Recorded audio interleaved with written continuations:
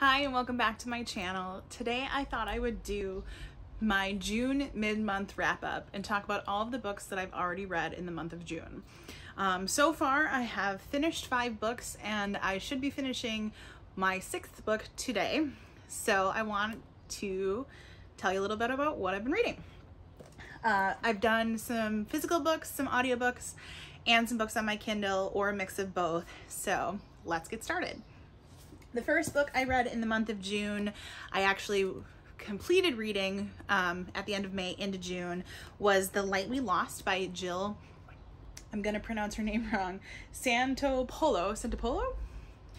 Not the best with names, which is terrible considering my last name is really hard to pronounce. But this was fantastic, kind of a tale of first loves and how we never truly let go of them.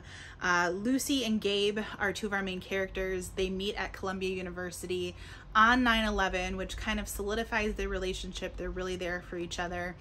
End up dating, quite a whirlwind romance. And then Gabe ends up getting a photography job overseas, and that kind of ends their relationship, and Lucy moves on. And as you kind of find out, it's a kind of push-pull. Does he come back into her life, and the decisions that they end up having to make because of that.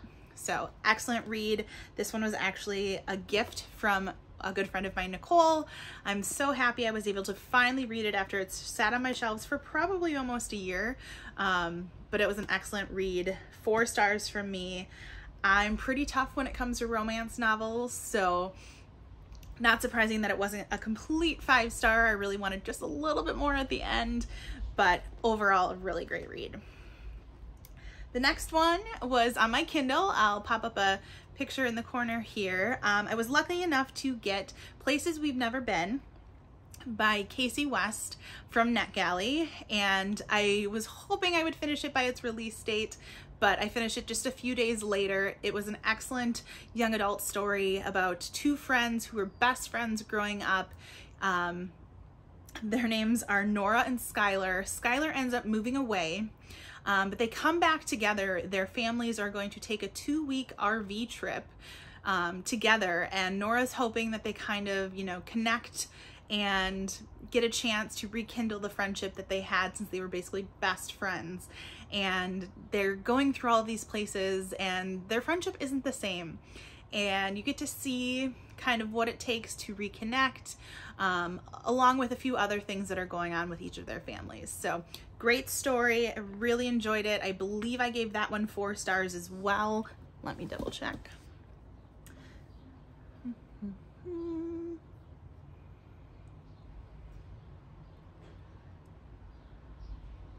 Lied. That one was a 3-star for me. It was cute, adorable, but nothing that was like mind-blowing when it comes to YA.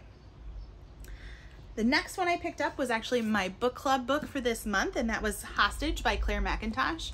This one is based in London. Our main character, Mina, is a flight attendant who gets assigned to do the very first nonstop flight from London to Sydney, Australia.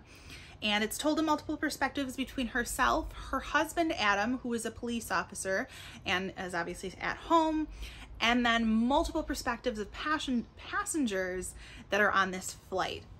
Really cool concept. I love when we're getting multiple perspectives. That's one of my favorite things in novels.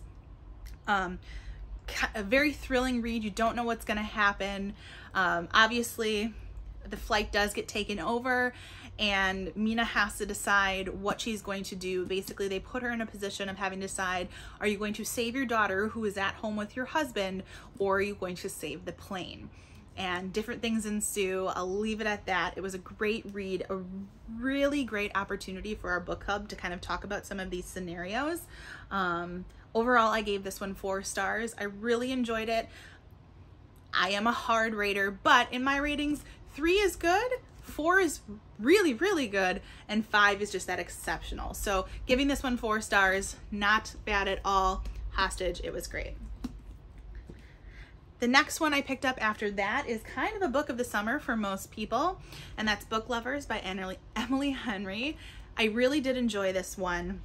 We have our main character, Nora, which ironically was another character that I read this summer, or this June. We have her sister, Libby, and then we have someone that she's worked with before named Charlie. Nora and Charlie are both book editors and book producers, and they have met before. They didn't really get along.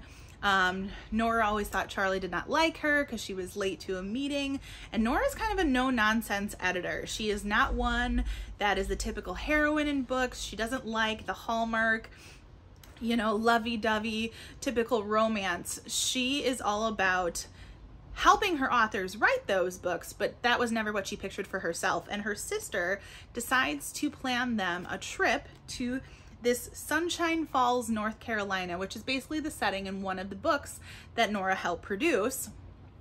And you see her getting put into this bucket list, per se, of the typical Hallmark things that would happen in a movie. And come to find out, Charlie is there as well. Things ensue, and it goes from there. I like this. Like I said, I am hard on romance novels, so I gave this one 4 stars as well. It was great. It was an excellent read, and I do really enjoy Emily Henry's writing.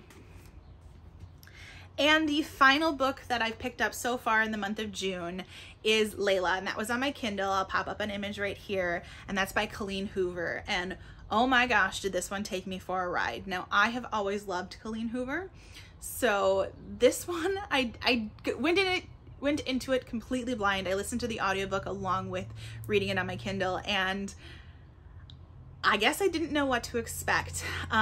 Not a huge fan of the main character's name. His name is Leeds, who ends up dating Layla. They met at her sister's wedding.